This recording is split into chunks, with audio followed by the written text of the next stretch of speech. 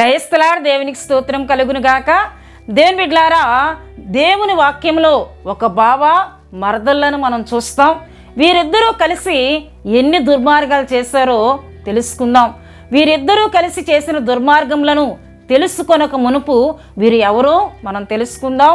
ఈ బావ హేరోదు, ఈ మరదలను మనం చూసినట్లయితే హేరోదు తమ్ముడైన ఫిలిప్పు భార్య అయిన హేరోదియాగా మనం చూస్తున్నాం. అయితే ఆ బావ తన తమ్ముని నుండి తన భార్య అయిన హేరోదియాని వేరు చేసి తాను వివాహం చేసుకున్నటను బట్టి ఆనాటి ప్రవక్త అయిన బాప్తీసునిచ్చి యోహాను దాన్ని ఖండింపగా హేరోదు కోపోద్రికుడై అతని చెరసాలను వేయింపగా తాను వివాహం చేసుకున్న హేరోదియా బాప్తీసునిచ్చి యోహాను మీద పగబట్టి తన కుమార్తెను పావుగా వాడుకొని యోహాను తలను తీయించినట్లు అతని మరణమునకు కారకురాలుగా హేరోదియా తన కుమార్తె అయినట్లు మార్కు సువార్త 6వ అధ్యాయము 16 నుండి 29 వరకు మనం చూడగలం.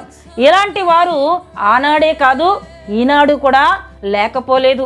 ఇలాంటి వారు తెలుసుకోవలసిన విషయములు ఏమిటంటే, మీ పాపము మిమ్ములను పట్టుకునునని, నీతిమంతుని రక్తము మీ మీదకి వచ్చునని, ఇలాంటి వారి జీవితాలు కయీను వలె దేశ దిమ్మలుగా మారిపోతాయని దేవుని వాక్యంలో చూస్తున్నాం. గనుక అక్రమ పాపానికి చోటీక పాపాన్ని ఖండించే ప్రభు సేవకులపై పగ పెంచుకొనక పాపాన్ని ఖండించే వారముగాను సత్యములో నిలిచి దేవుని చిత్తము నెరవేర్చే వారముగాను ఉందుముగాక. ఆమేన్.